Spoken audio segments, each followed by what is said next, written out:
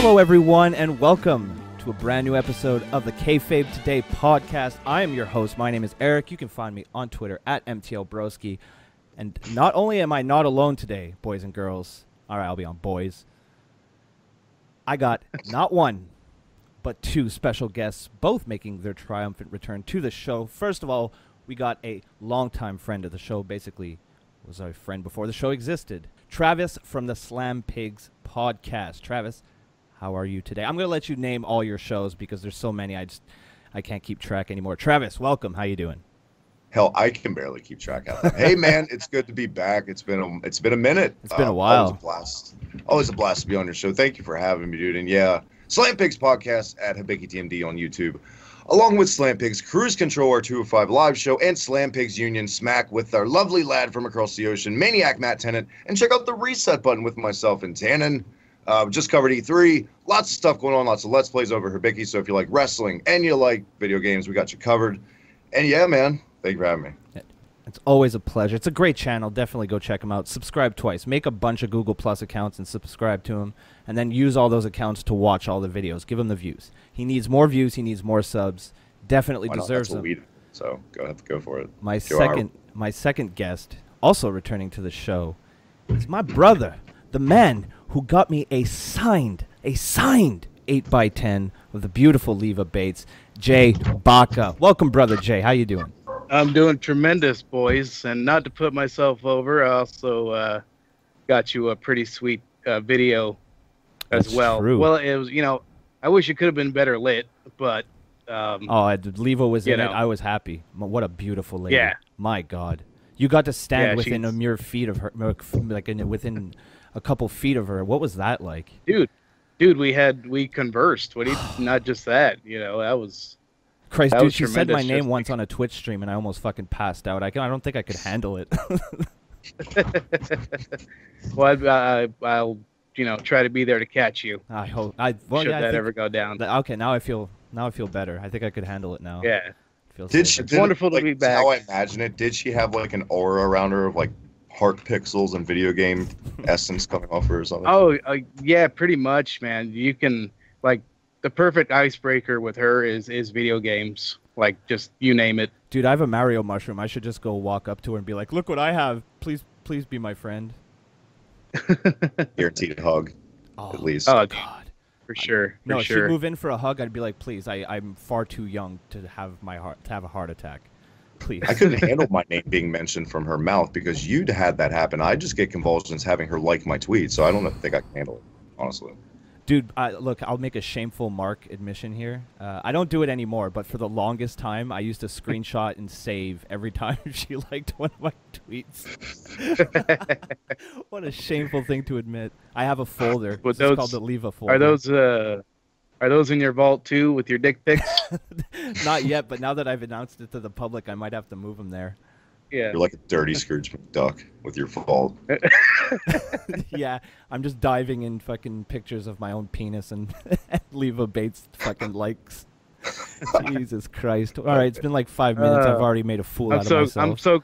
I'm so glad to be back, man. I'm glad it worked out finally after, we tried a few weeks in a row, but well, with real Robbie life gets in the way. Robbie going to America and like Drew being MIA, which I heard from him this week. He's okay. Which is good. Oh, he's alive. Yes, he's alive and well. He's just been really busy with work. So I was actually I sent him a DM. I was like, dude, this isn't about the show. I'm actually starting to get a little worried now. Are you okay? And he answered me right away. So I was like, oh, okay. So you do pay attention, you son of a bitch. He's like you're Tim White. Like you always had to worry about Tim White killing himself in storyline back in the day. Oh my God, was that with Josh Matthews? Wow. Yeah, it was. It was with a lot of people, I think. Oh, it was really? ridiculous. But I think it was Josh Matthews. I just remember that I didn't watch it at the time. There was just one of the DVDs where there was a compilation of them, and that's how I've seen that. But yeah, that was good Drew, stuff. Be safe, man. I miss you. It's been a minute. I miss Drew too. And now see, Drew's gone. He's all busy with real life. Robbie's busy with real life, just crossing seas and being at camps and shit. He still hasn't taken that Mark pick, and I called him out today.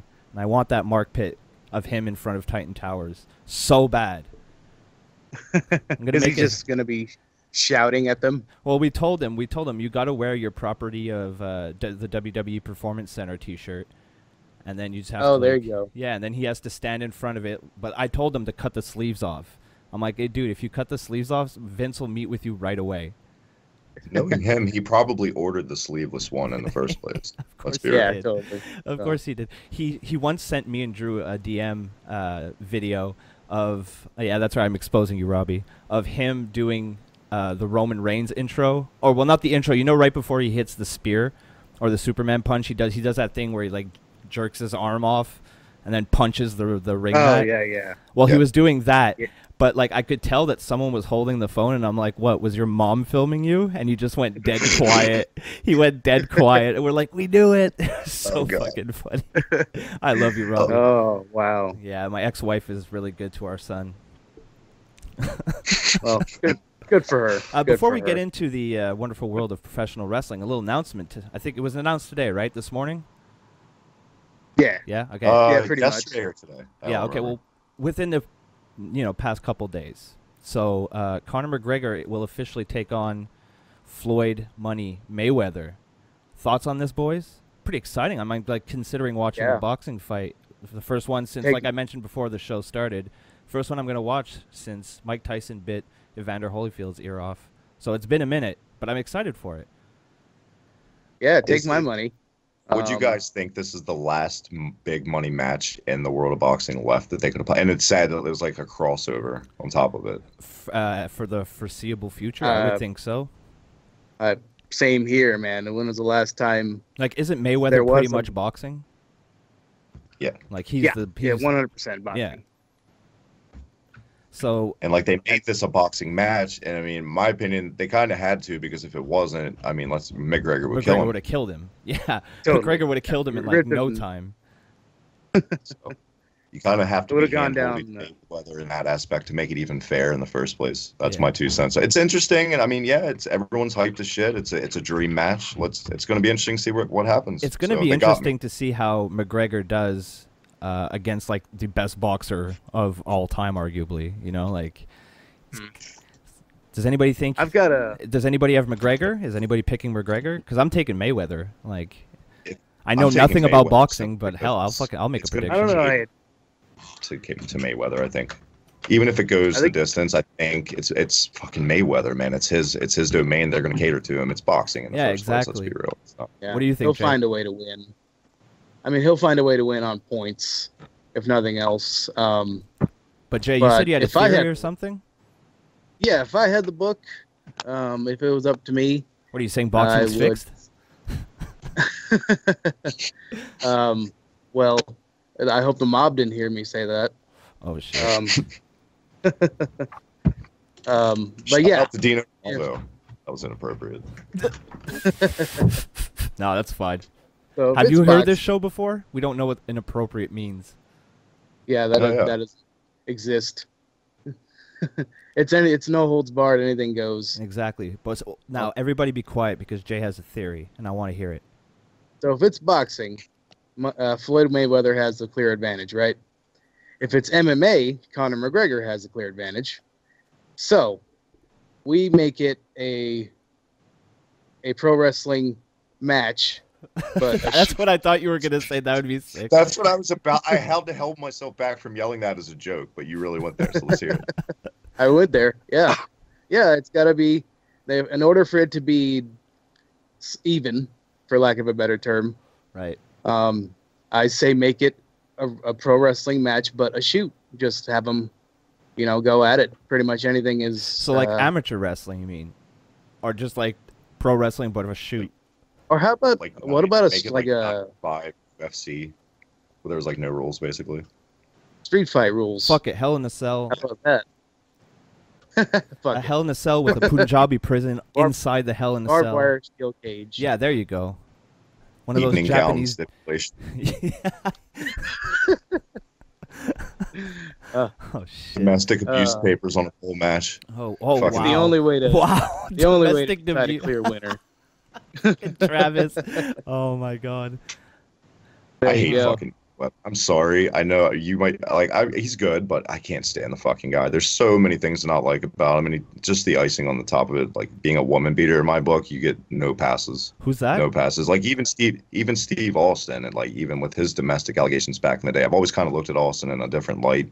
You know what I mean? Like just the domestication assault charges against Mayweather, all that crap that just makes me straight fan of his. I guess it just. Ugh. Well, I don't like McGregor, but I like McGregor, and what I mean about that, like what I mean by that is like when he talks and he's out in front of the cameras, I really don't like him. But when I stop and think about it, he's like the best heel in in the world right now. So I like him in that respect because I always like the heel because I'm a smart mark like that. You gotta like the heels. Yeah, so that's our quick thoughts of I don't really know anything about boxing or MMA for that matter. But one thing I do know about is pro wrestling. I know about pro wrestling. How about a good old-fashioned backlot brawl like Piper and Goldust had? Yeah. With street fight rules, I think at the end of the day on the Mayweather fight, though, I think they're printing money without it, just announcing it already. Everyone's going to watch it. Yeah, they got it. For sure. So.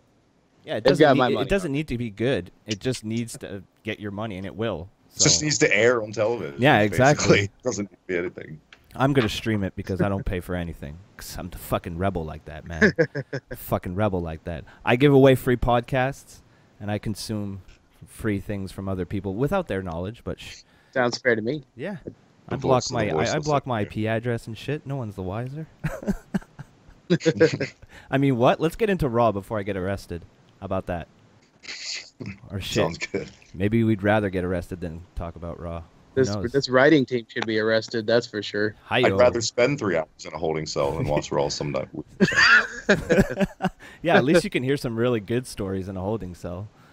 Yeah, definitely. You hear some old life stories. Yeah. And they're all book ECW for 4 years from stories in a holding cell. Let's be real. Oh man, you just nailed it on that one. All right, so your official results for Monday Night Raw. Elias Sampson defeated Dean Ambrose at 11:55 via pinfall. Cedric Alexander defeated Noam Dar in 10 seconds via pinfall. Fucking thrilling. Apollo Crews defeated Kalisto at 2:25 via pinfall. Sasha Banks, Dana Brooke, and Mickie James defeated Alexa Bliss, Emma, and Nia Jax in 3 minutes and 40 seconds via pinfall. # Women's Revolution. Heath Slater and Rhino defeated The Miz and The Bear from last week. That's what they're calling it. That's hilarious. Now making his way down to the ring, The Bear from last week at 6 minutes and 30 seconds via pinfall. Non-title match, Cruiserweight Champion Neville versus Rich Swann never started. Luke Gallows and Carl Anderson. Yeah, that's... And I liked that part about it. Yeah, I kind of did too. All right, Luke Gallows and Carl Anderson defeated Enzo Amore and Big Cass at 2:28 via pinfall. Again? And yes, again. And the Raw Tag Team title 2 out of 3 falls match, the champions Cesaro and Sheamus versus the Hardy Boys, and it ended in a draw. It ended in a draw. Yeah, but it was good. It was really good. I don't mind it. We'll just get into it right away. I don't mind them going back and forth. They're fucking fun to watch. I really like this main event. I enjoyed it quite a bit. I didn't like the finish. I understand why they did it. It's obviously to keep it going, one more match, because you got to squeeze every last drop out of this feud, because they obviously are just like, we need the broken gimmick. We don't know what we're doing. Yeah. So stall it, to say the least. Yeah. Did you guys see the Hardy interview? I did. This week? Let's get into that. That'll be more interesting. That was awesome. It was a very awesome interview about how the quote. What was the quote? Like, he doesn't know when we'll see it, but we'll definitely see it. It's not a matter of if, but when. So that's good. That's encouraging. That's good. It's one thing. It's weird. A lot of people don't like bringing to the table. I like it because it is their most no fucks given show they've ever done, and I love that about it. I like how they shat all over the Alexa Bliss segment. That was great. They just shat all over JBL, and I like that JBL was making fun of himself too, because that segment was fucking. Oh, that match was awful. To even like address the dive thing, with Rick Rogers, that was cool to see, and especially Corey Graves being like, "You're wrong, JBL. You're fucking wrong. Just shut up." Basically. Yeah, it was like JBL was like the older generation that watched it on TV, and then Corey Graves was like the millennials watching it on their iPhone. It was like his stepdad. Jesus. Yeah, exactly. It's like, fuck you, There you Dad. go. You're fucking wrong, Dad. I got these tattoos because I hate you, Dad. Go play golf. Be on your C-SPAN talk shows, JBL. But one thing about Monday Night Raw that was fucking awesome was the beginning, where Brock Lesnar and Paul Heyman came down to the ring, cut their, typical Brock Lesnar and Paul Heyman promo, but then Samoa Joe interrupted them, which led to a gigantic brawl. They had to bring out the entire, I like when they say the entire locker room, there's like 12 dudes. But like they brought out the entire locker room, had to separate them. They got loose, kind of fought it off again. It kind of reminded me of Brock and Taker from a couple years back, which was pretty cool. Right. But the way that when Samoa Joe's music hit and he made his way to the ring, I was like, God damn, this guy is a legitimate fucking, he's just so badass. Like, he just exudes an ass whooping. Like when you see him coming, you're in trouble. And I like that about him. He's a badass. And I like it. And I wish it wasn't a one and done. But it looks like it will be. But I guess we'll have to wait and see. I think this. Go ahead, Travis. No, go ahead, Jay. By all means. I was just gonna say, I just think this could have been done like way hotter, because why not have them fighting already in the back? Why don't we start there? Maybe Brock attacks Joe as soon as he gets there. Jay, Raw always starts with a promo. Don't you know that? Yeah, well, yeah. Sorry for me trying to. I know I'm trying to think outside the box. How dare you try it? They would have a way out though. With that theory, they always have a way out. Be like, well, there's security backstage separating them until we let them out. You know what I mean? So they'd find a way out of that logic. But I see your point, definitely. But yeah, I agree. Like I'm not saying you're wrong. I'm not saying you're wrong, Jay. I'm just saying that we used to see that a lot, where something's scheduled and there was a fight in the back, and it is more exciting. It could spill out to the ring, then you have everybody come and separate it, maybe. So it's worth at least doing it once and trying it that way. Fuck, they nothing to lose with that. It's new and makes sense. Because when Taker and Brock did it, they did a backstage segment and everybody popped huge for that. Yeah. Yeah. Because we don't see it anymore. It wasn't like in the Attitude Era, we started seeing it all the time. They're always in such extremes, aren't they? It's like they either do it. It's all or nothing. Yeah, exactly. All the time, or they just don't do it at all. They don't know the term gray area a lot. It's not in their vocabulary. I like the segment. I thought it was good. A couple things I liked about it the most was like, I love how Joe started the shit. Like he just bumped him off with his belly at first. That made Joe like a fucking strong ass heel. Kurt Hawkins definitely stood out like a sore thumb because everyone on the roster wears black on Raw apparently. Yeah, I'm looking at a picture of it now, and you're right. It's like, well, there's Kurt. I was like, that's what I thought 2 minutes. I wasn't even thinking like how cool the brawl was. I'm like, damn, you're bright, Kurt Hawkins. Like that's all I kept thinking. But it was a good brawl. I love that fucking kick from Joe too. That was the other thing. That was nice. Like he just snuck that mule right to the fucking face. I like that too. But I thought it was. I was hyped when the match was announced because this is a dream match of mine for years, as most of us. Yeah, I agree. Didn't Joe? He choked out Heyman last week, right? Yeah. Like bad. Oh yeah, he knocked him the fuck out. And this week he's like how that went down, like how he put him over casually, like Michael last week on Slam Pigs. He hated that, but I love that segment. We were totally opposite ends. Oh yeah, I love that segment too. So why this week is Heyman just fine? Like, Well, it's because he went for a choke, and Heyman has a lot of neck, so he didn't get as affected as he should have. Yeah. The gels. You're right. The gels. Exactly. 6-inch sub roll under his chin. Yeah, but I thought though. Speaking of Heyman, I thought he set the whole segment up well though with the promo. If you got to start with the promo, at least he did a good job setting everything up. Leading to Joe coming out and basically starting some shit. He's the master of hype, man. Yeah, and he did a really good job in this segment. I hope they have a great match. I hope they have such a good match that it forces creative to be like, McMahon. It forces McMahon to be like, oh, we need more of this, pal. Two big sons of bitches. We need more, pal. Yeah. There's some real money. There's some real money in the ring. All right. Someone get Roman. Add Roman to this. Is Braun clear to go yet? Speaking of Roman, No Roman this week at all. No Roman? No Roman on the show at all, and nobody noticed. Interesting. No one cared. It's not a bad thing. It's not a bad thing at all, and I'm not saying that because I just don't want to see him. You got to give people some time off. Like, I'll talk about it more when we get to SmackDown, but the New Day. I'm happy to see the New Day back again because they were gone for a while. You know, you forget for a bit. Now they're back, and it's fun again. They had a great match with the fucking Fashion Police. Great entrance. They're so good. Yeah. They're so funny. I've never been a New Day guy. God, you're such a wet. We can get into it. You're such we can a get wet into blanket. it later. Jay's such a wet blanket, putting out my heated passion. We can get into it Wait, later. here's something for you to get excited about, Jay. Elias Sampson versus Dean Ambrose. Or as I like to call it, Damian Sandow 2.0. He looks exactly like Sandow. I say that all the time, dude. I say if Sandow was still there, or make that a tag team, that could be his younger brother. Oh my God, yeah, exactly. But they look so much alike. Just you know who else he looks like? Who? Remember Superman 2? Yeah. The one guy who couldn't talk. Oh Jesus. Oh God, yes. Yeah. Oh yeah. Now I'm always going to see him as that. Yep. So long, Sandow's little brother. Yep. That's goodbye. The new image. You've just been replaced. Okay. Does that back to the Roman thing real quick, Eric? Yeah. Does that speak to the state of Raw? Like it's just that there and everyone's falling off at once. Nobody even noticed because nobody cares about Raw.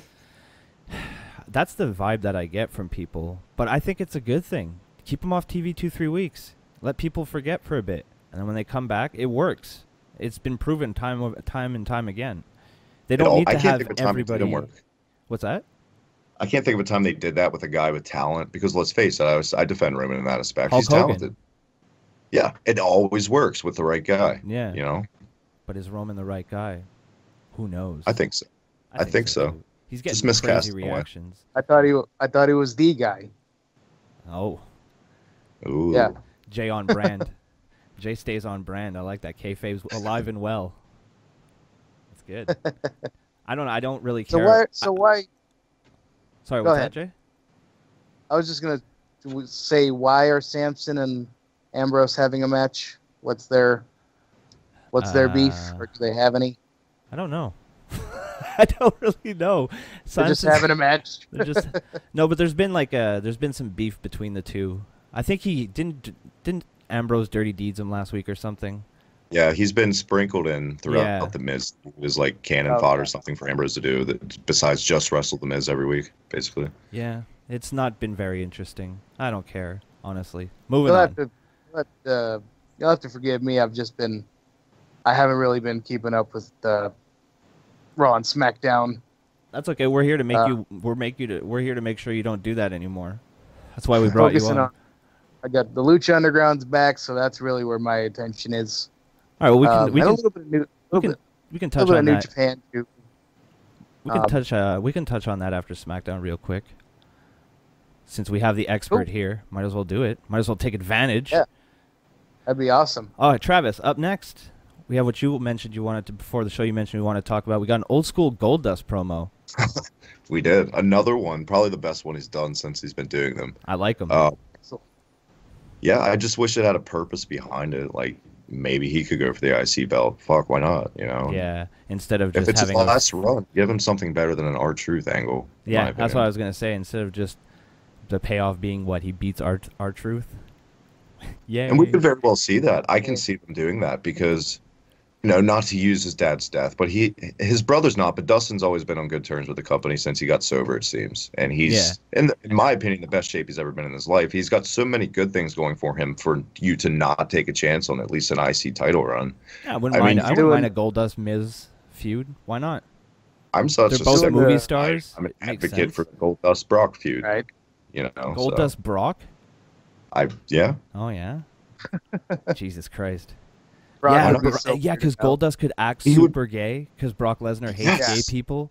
Oh my God, that would be beautiful. He's the perfect guy to do that gimmick on. Dude, at first I was like, what is Travis smoking? What is he talking about? Then like the next second I thought of that and I was like, oh shit, Travis is a genius. Like 2 episodes back, like episode 67, that was our thumbnail. I put up Goldust and Brock with the Book It logo. I really wanted it.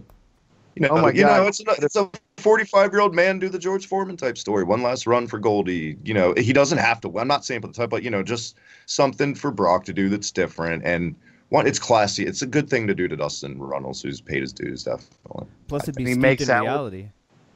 And he makes out with him just like Ahmed Johnson. Oh Jesus Christ! I think he would. I think he would. Like Brock would kill Goldust. Like legit. Say what you want. Say what you want about that angle with Ahmed. I still like it. I think that was one of the harbingers for the Attitude Era right there. Yeah. That moment. No kidding. Dude, man, I got a special place in my heart for Ahmed Johnson. I'll say that because I had his action figure. Nice. Back in the day, that was one of my favorites. When he first debuted in like '95, Ahmed Johnson, real quick because I know it's Ahmed Johnson off topic. I was really hyped for him as a kid. I was excited too. I loved Ahmed Johnson, and then like he kept getting hurt, and he just injury prone. It seemed like. Didn't he wear elbow pads on his knees? He did. He had elbow pads. Elbow pads. Yeah, that's fucking dope, man. I like that. It's like fuck the rules. He was covered in pads. I could never figure out if it was orange or red. It was a mystery of Ahmed's tights. It was red. It was always his ass crack. It seemed throughout the course of an Ahmed match, you're getting to see some crack. It was guaranteed. Definitely. And then we had Kurt Angle and The Miz backstage. Don't care. Cedric Alexander versus Noam Dar. No one cares. No one. Then Bray Wyatt talked for a while. Sure. It was whatever. He was basically calling out Seth Rollins, but he did it in a really stonerish. But Broski. Yeah. Speaking of Bray, he's been a naughty boy this week. Yeah, well, there's a picture of JoJo here. I don't know if you've seen it, the one where she's up against like the garage door and she's like popping her ass out. Yeah, I saw that. Jesus, I can't say that I blame him. In all seriousness, tip of the hat, Bray. Yeah. I took some shit from Izzy's mom. Because I said that I didn't care that Bray Wyatt cheated on his wife. Good for him. JoJo's fire. We should really go with that. Yeah. Well, I was piggybacking on your heat. Took some of your heat. Got some of my own. And then I love it because people think that telling me to take care of my child because I have a child in my display picture on Twitter, and I'm like, hey, it's my niece, you dumb fuck. I automatically win. That's fine because I've probably got 100 subs piggybacking off of your promotion for me. So thank you, sir. So we're even. It was good. I don't want to get into it, but you guys should go listen to Travis's last. It was on the Slam Pigs, right? Nope, I'm done on it. I've said my piece. She's not worth it. No, I'm just saying if people want to hear what we're talking about. If you want to hear it, by all means, get over there, check it out, eat some popcorn to it. It's good stuff. It is, but it's very good. It's better than this. Sounds like it was better than this Bray Wyatt promo. And then we had an interesting return, a return announcement with John Cena, who's going to return on July 4th as a free agent, effectively killing the brand split. Easy for me to say. You can just do that? Apparently he's a free agent now. I don't know what that means, but I mean, people are speculating it means he can go between brands. So what's the point of the brand split already? Right? I don't know. This could be, and I agree, but this could be a way in the right direction for Cena finally becoming like a taker, like an attraction guy, and not always hogging up time on the roster. Then we have to go all over again, hearing the people that hate Cena bitch about it. And then it's just tired, man. Like the Cena hate. It really is. For me, it's tired of the Cena hate. Yeah. He's good. I mean, he's not one of my top 10, but he's good. He's consistent. Even if he's not good, he's consistent as fuck, man. And you definitely notice, even the Cena haters, you can't deny you notice when he goes away at this stage of the game. You notice, and it's noticeable. It's been lacking without Cena on SmackDown in a way. Yep. Yeah, but it's left it's left room though for things like the Fashion Police segments, which I'm all for. Yeah. God damn. Yes. Then we had Kalisto versus Apollo.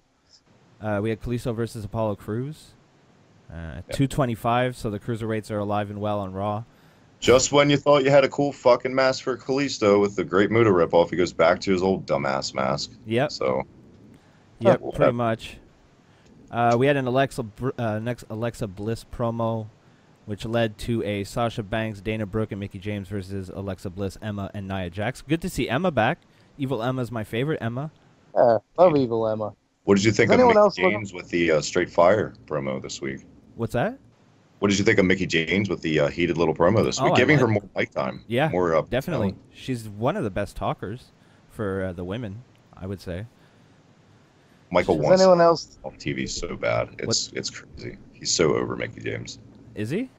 Yes. He's not even fair about it. He's like, she looks old. She just doesn't belong. I'm like, man, I'd love to hear a podcast with Michael and Jay. Just like the hater cast. Yeah, Jay, go ahead, man. I'm sorry, meaning. Oh, I was just gonna say, does anyone else think Emma looks like Frieza with her gear? Holy shit! You now, once again, you fucking did that to me. That's Superman 2 and Frieza and Emma. God damn it! Christ, that's a good point. I can't. That's all I think about when I see her with like the especially the shoulders. You know, and the color scheme. See, I've played a lot more WoW than I watched Dragon Ball, so it always reminds me of World of Warcraft. Oh, I'm so much more into Dragon Ball than that. So thank you, Jay. I get that visual. Oh no, I get the visual. It's an apt visual. It's a good one. I'm just saying, my experience with shoulder pads that are large is mostly with World of Warcraft. We all have our different paths to large shoulder pads. God, I wasted so many hours of high school on that game. Good man, me too. So many hours. Well, not so much. I could have been learning, but nah. Nah, fuck that. I had to level up. Drop out of school and get a Twitch channel, as Tommy C says. Got a raid, man. Raid That's fucking funny. He screams that into his mic. It's like kids call him for advice. He'll just be like, "Yeah, drop out of school and start a Twitch channel. You'll be famous in a month." It's like the worst advice ever. Really. Let's give the man his due. His day in the sun. He's not lying. Not wrong. Yeah. He's not right either. But this was totally not right. This was okay. Let's get back to the match real quick because it was 3 minutes and 40 seconds, and you had 6 superstars in the match. What kind of bullshit is that? Nobody gets over. No, nobody. No, there's nothing happens. It's just nothing happens at all. Then this was the worst. We had Corey Graves interview Bayley, and I don't care what they said because what they said doesn't matter. What I want to talk about is the end, where Bayley is like, "Can we get a hug?" And Corey Graves is like, "What?" His face was like, "What are you talking about, bitch?" And have you seen the rumor about awful. That? No. It's supposed to, and god damn it, this is fucking true, guys. And I've seen this. Meltzer's talked about it this week. A lot of people. This is going to lead to a romantic angle with Corey Graves and Bayley. Oh yeah, that's what I've heard too. Yeah, that's no, thank you. Do not want. If Tuna Meltzer said it, it's not going out. It's not going down. You have no faith in Dave. No, but it was just so awkward and unnecessary. It made Bayley look like a fucking weirdo. It's just weird. I don't know. It's just so I'm always wearing my Bayley goggles. I think but I thought that part of it, I didn't think it was weird, but like if it would have led to a romantic storyline, that's why I would shit on it. But this is kind of what got Bayley over in the first place. But I feel like she has a sideways ponytail and she's in her 30s. Is she fucking normal in the first place? And I think that's what got her over. No, but it was so much more organic in NXT, and this felt so forced and awkward. Like it made me uncomfortable. I didn't enjoy it at all. I didn't like it. Corey Graves, look, if you want to know how I felt, just go look at Corey Graves' face when she asks him. That's how I felt inside. They just don't know what they're doing with Bayley. They have no fucking really don't. And it's a shame. She won the title, she was just an underdog in their eyes. And once she wasn't an underdog and had the strap, it was like, well, fuck. What do we do now? Got it. There was no long chase. What's that? She's, you know how she's got the tattoo on the back of her neck, right? Yep. Well, bad girl. What if she starts getting more tattoos to get Corey Graves to like her? Oh my god! But they're clearly just stick-ons. Yeah, every week she gets another tattoo. Bam Bigelow when the angle's over. She has them everywhere. Has a teardrop. Every week she has a new one. You know. They better make her an employee for life if she's going to get tattoos for fucking angles. You know what I mean? Yeah. Yeah, I agree. Better take care of that. Especially if they made her. I think it'd be funny if they were stick-ons. It would be great though. Yeah, because she's so innocent and childlike. That would actually make more sense. Yeah. That's fucking great. Hakushis were stick-ons. A lot of people don't know that. They thought they were real. Nope. Oh shit! Dropping knowledge. Damn, I didn't know that. And then shattered. Then we had a match which made me question why I even bother waking up in the morning. We had Heath Slater and Rhino versus The Miz and the Bear from last week. This is the only thing that makes me happy about this is that the guy reviewing this called it the Bear from last week. That's the best part of this entire match. Like when I saw the Bear come down to the ring on a tricycle, I was like, Jesus Christ! Like, what's wrong with my life? Why am I so lonely that I'm watching this shit? we at least we know when we see segments like this on a somewhat passable show that we know what part of the final revision script Vince put White out on and put Brode over. He put his final touches on. He put his have him ride a tricycle. His paws are all over this one. That's the only thing that saved this segment was Michael Cole making puns the entire time. I loved it. You know, we need a bear. We do need, yeah. And then so at the end of the match, Miz unmasked the bear. It wasn't Dean Ambrose, and then another bear materialized, and it was Dean Ambrose, and the Miz got his ass kicked again. And it was I hate this segment. I hate it. Why not just walk out to the ramp as yourself, Dean Ambrose, with like a weapon and just hit him with it? Yeah, beat him in the fucking skull. You're that mad at him. Why do you got to go to fucking Costume City and spend money on bears? Costume City. Why are you going through such shenanigans? No, he went to that delightful black lady you always see on Total Divas, and he's like, "This is what I need." Oh god, the one that's always mad at like Naomi for giving her sass. Yeah. Or something. That's exactly. Oh no, you didn't. I will not make your dress. Jesus Christ, I forgot about that lady. She's the best. She's my favorite part of that show. I haven't watched that show in forever, but I wish I'm gonna start again, hoping to see her. But 4 years, 4 years that show's been on the air. Holy shit. Has it really? No, longer than that, dude. Oh no, because they split it up in half seasons. That's true. Ugh. Total Bellas, anyone? Can you please put the sewing lady on your thumbnail of this video somehow? Like I think she deserves her moment because she makes a lot of content. The sewing lady? Yeah, she needs to be on your thumbnail somehow. All right, make it happen. I'll work her in. I'll work her in. Yeah. Damn, that would be more fun than talking about this cruiserweight match. They like that segue? Just make her sew on a shirt with Jay wearing the shirt and she's finishing the shirt or something. It would be better than any match they probably would have on Raw next week. I need to put that shirt on my Pro Wrestling Tees store. It's the sewing lady. Put her over for a bit. There you go.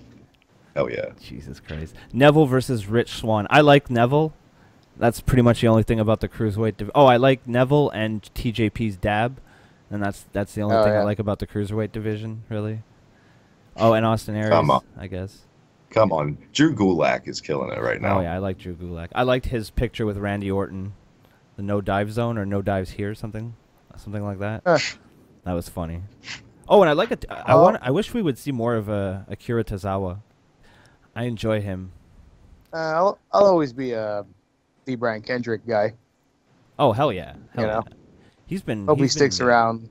Well, he's been gone for a while. We haven't seen him, Well, I don't know about 205 Live, but he had that street fight with Tozawa like 3 weeks ago or something. And that was a crazy match, by the way. It was really good. Unfortunately, some weeks I have to watch 205 Live every week. Cheap plug. Cruise Control's with Slam Pigs. And I got to say, Neville, no shit, is like one of my top 3 guys in the whole company right now.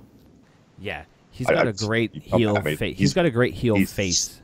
Who knew? Who knew he was that good on the mic? He really is. He's so well-rounded on the mic as a heel. He knows when to get really angry. Ears. What's that, Jay? Yeah. He's got great heel ears. Yeah. As well. He definitely does. Yeah. It's like a makes him listen to the crowd to react better as a heel.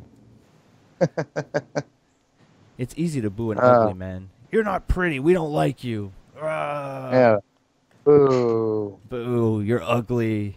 You make us think about how ugly we are inside. Boo. Be prettier. Refreshing, guys. Oh, fuck. Next time I go to a wrestling show, I'm going to make a sign that says be prettier. Be prettier. I feel like that's going to be a Tyler Breeze shirt somewhere down the road. It should be. It should be already. Oh, my God. Then we had Luke Gallows and Carl Anderson versus Enzo and Cass. I can't. Fuck? I don't care. Jesus. I mean, there's this little. Way, I mean, they tried to see the revival in the background. Finally. Yep, they've been in the background pretty much every week, or it's the second week that they've been in the background. But can you imagine if it was? Imagine if it was TV 14, right? Imagine what Luke Gallows and Anderson and Enzo and Cass even. imagine what they could do if it wasn't, PG or G, whatever. Yeah. They're too busy doing Pizza Hut commercials with no Amtar on the YouTube channel. Did you see that? No, I didn't. Yeah. Holy shit. That was go watch it. Good job. Is Enzo still fucking that chicken? Is that still happening? Right. If you in fact turn on the network now, that commercial's probably playing.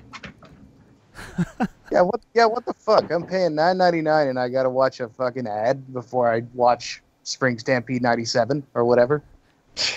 No, but I don't care. I haven't cared about this angle. What the fuck? Like, I do like that.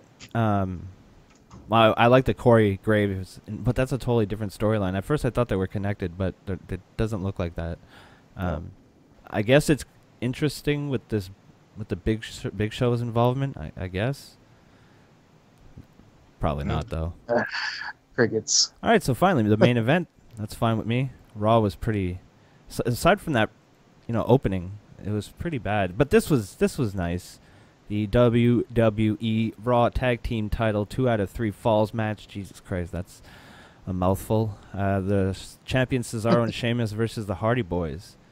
I thought that the first pin coming so quick was actually kind of surprising. It didn't take too long for them to get to the first pinfall.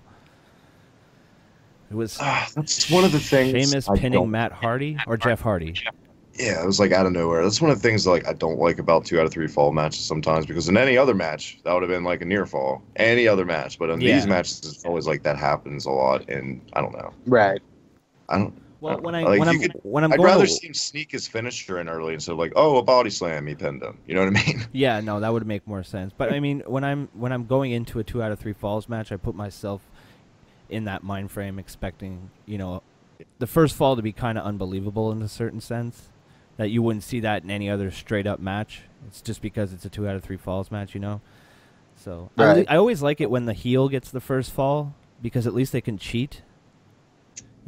Make it something that there's a reason why it happened that way. And then you can build the story of the babyface coming back and redeeming the evil dastardly heel. See, and the fact that you're not on that writing team and they hire people from terrible TV shows on their resumes is criminally. Ugh, you need to work for the creative ASAP. It's just dumb though, because why would you hire people who don't give a shit about what they're writing for? Or maybe they give a shit, but they don't have the experience in. Most don't even know what wrestling is. Yeah. They're not even. They're they have no idea. It seems like, at least before it gets the final green light, it gets into the hands of guys like Road Dogg on SmackDown, or Vince, or guys that are wrestling guys. You know what I mean? For good or bad, for Vince's final bullshit stamp, for what it's worth, or when it's good, like Triple H or Road Dogg booking it. It seems like at least it's getting to wrestling guys before it goes on our TV. So I guess that's good, but that doesn't mean it's always good. Yeah, exactly. It needs to be. In my opinion, I think it needs to be in the hands of creative guys. Not just wrestling guys. That way we have a more entertaining show, in my opinion. Yeah.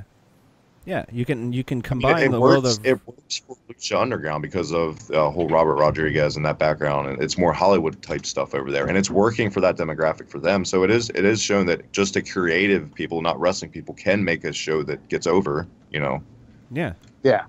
It's all a matter of how creative you are and how in touch with what people want you are. Yeah. If it's good, it's good. If it's the shits, it's the drizzling shits. There's no escaping it.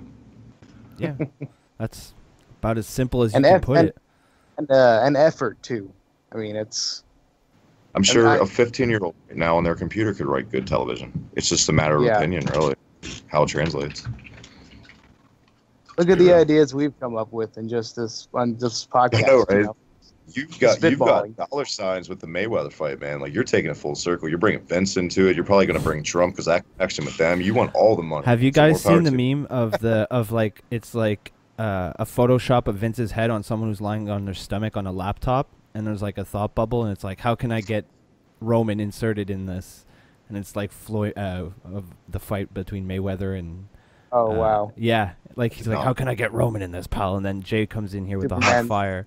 He'll figure it out. Superman punch. Superman punches him. I think if in a fight between McGregor Roman Reigns and Floyd Mayweather, like a straight up shoot fight, who do you think would win? Who do you think would win? Oh, well, hold on. This match basically ended. It was the Hardys tied it up. Obviously, went to the last fall. No, it didn't go to. It ended because of a double count out, which was bullshit. But whatever. I feel like it ruined a really good match. Like, it was a good match overall, but the ending was very unsatisfying. Goes back to what we were saying about they're stalling right now because of the whole broken gimmick and the lawsuit with Anthem Sports and all that shit. Exactly. You know? Mm-hmm. And they don't want to hurt Cesaro and Sheamus because, I mean, if any guy's like gotten over with me who didn't used to be Sheamus, because I enjoy Sheamus now. I enjoy that team, and I think they do backstage. They want to hurt them at the same time. They just don't know what to do. You know what I mean? All right, so that was Monday Night Raw. Now on to more important things. Who do you guys think would win in a shoot fight? So everything's on the up and up. It's just a straight shoot between Roman Reigns, Floyd Mayweather. Fuck, his name is hard to say. Floyd Mayweather. And Conor McGregor. I'm not picking Floyd Mayweather just because his name is too hard to say. Fuck him. Is it triple threat? Like they're all in one? It's just all out brawl, pure mayhem. Wow. I gotta go with Roman. Really? Because of his size. Because of his Superman punch. He's bigger. Football days. Yeah, of course. And I'm going with the guy that's never been trained in any hand-to-hand. I'm going with that guy. I'm going with the bigger guy. That's what I'm going with. Going with the guy. All right, so you got Reigns. That surprises me. Who do you got, Travis? Yeah, I mean, because he's so much bigger than them. That's true. Especially Mayweather. He could just knee him in the fucking face. Yeah, he'll grab a hold of him and toss him around. You know. That's true. And so that's my pick. I'm going with Roman. I don't want to see that. Just Roman and Mayweather. Who you got, Travis? I got McGregor. He's the biggest hybrid, well-rounded. I think he could rope-a-dope a Reigns. Obviously, he could just take down Mayweather and make him tap. But he would, if it comes to size, guy that well-rounded knows how to all the tricks, all the trades, and I got McGregor. Yeah, I want to go with McGregor. But I'd really like to see Roman Reigns win because people would fucking go nuts. Like, they would lose their shit because you could never talk shit about the guy ever again. Nope. Now, to ask who we want to win, it's around the board is Roman Reigns, like, by far. People could be like, oh, Roman Reigns sucks, and then you just send him a gif of him fucking standing victorious over Mayweather and fucking McGregor, and you're like, nope. You're wrong on that one, sir. Like, it's just not, like, it would be, oh, God. Yeah, I'm going with Roman Reigns. That's who I want. I'm talking like this is actually going to happen, but yeah, I'm like, yeah, he's going to win. I got him, man. He's going to win. I got him. Two rounds. I guess there wouldn't be any rounds in a shoot fight. I mean, honestly, he could chop block him. He could chop block him out of the gate. He's got a hell of a shot then. That's true. Yeah. I mean, if he takes down... Take him out from there. Those more cutthroat, bigger schools, those college football players, there's some training the chop block players. Don't kid yourself. Some of that shit goes on. He knows how to do that stuff. Sure he does. Yeah. Like, could Mayweather even reach Reigns' chin? Like, to knock him out? No. Reigns could just hold his arm out and hold his head. Like Mayweather be like, stop it. Yeah, I'm going with I'm gonna get you. I'm going with the big dog. I at least want to see that now in like a creator wrestler match on SmackDown for PlayStation. Hell yeah. That'd be fucking awesome. Somebody make that. Some nerd listening to this make that. Well, we might know some people that could do that too. So that's true. You know what I'm saying? That's true. Men who are obsessed with perfect waists. All right, let's get into. On that note, we're gonna take a little break right now. We're gonna listen to some adverts for, as my UK brethren say, for some pretty good podcasts. We're gonna pay some bills. I wish. Yeah, where's my check, boys? If you're not tuned in to the Shining Wizards, listen to what some of our fans have to say about the show. If you want to listen to Kevin's bad jokes, listen to Shining Wizards. Tune in live every Tuesday night, 7 p.m. East, rantemradio.com. It's the Shining Wizards, where it's wrestling talk and talk about wrestling.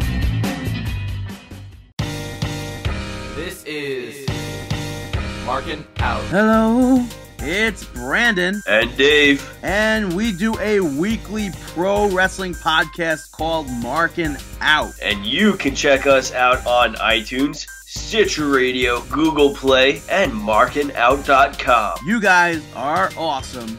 As always. And we're back. Did you enjoy that? I did.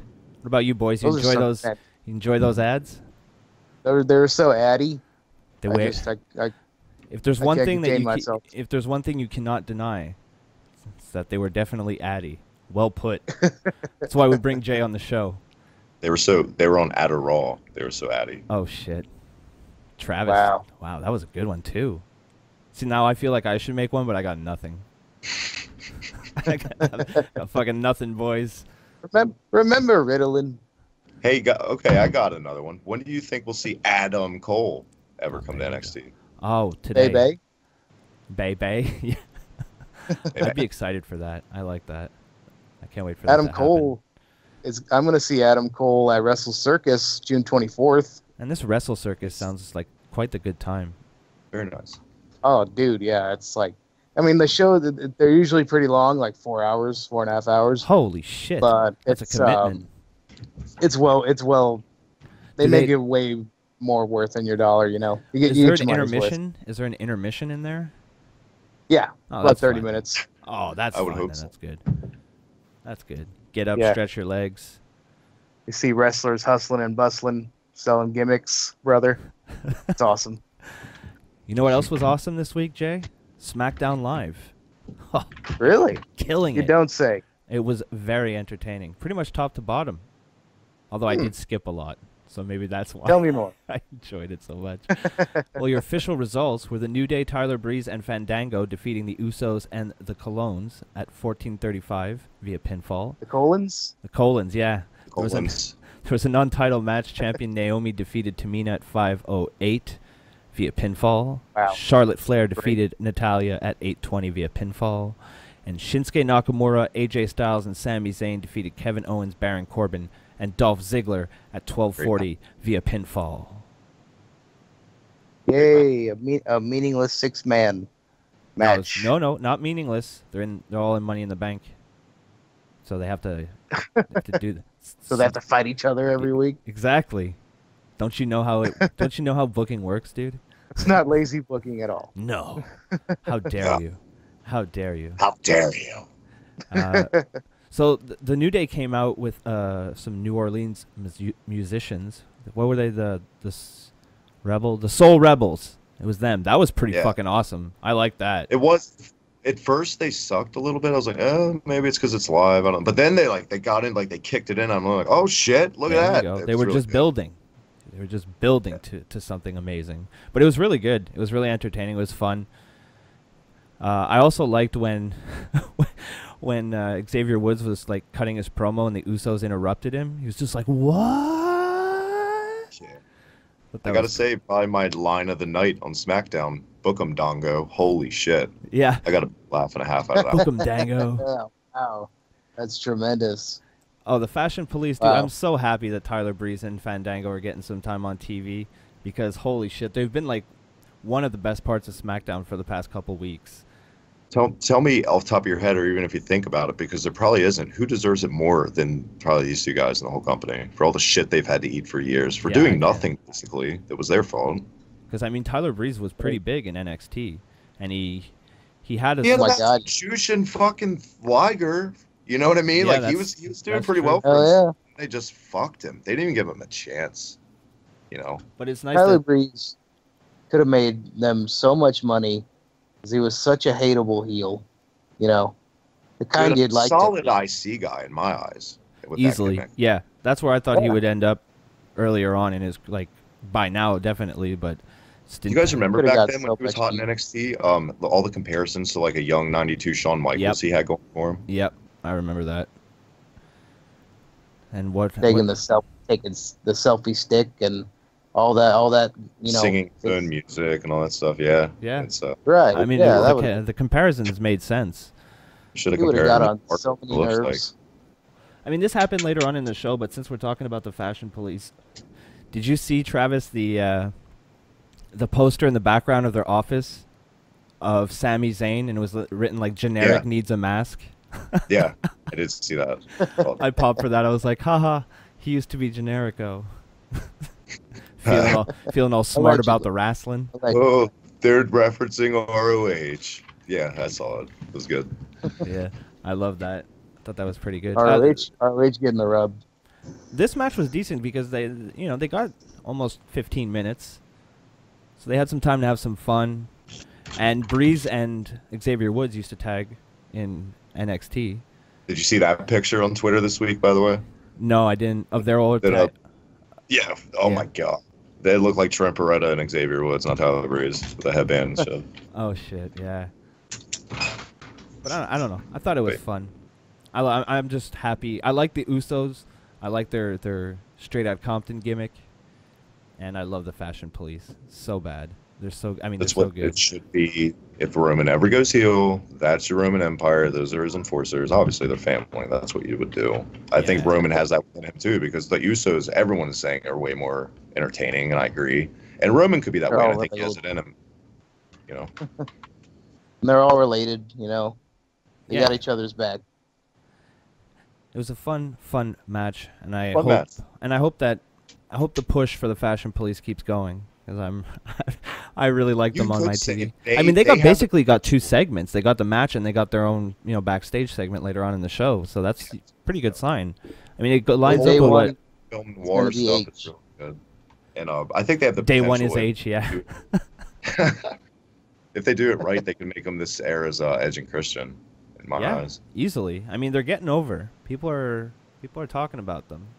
Oh yeah. And it's one thing that people they're so entertaining. Yeah, well, that's one thing that people seem to agree on, which rarely happens. I mean, on Twitter, I don't see too much negativity shot their way.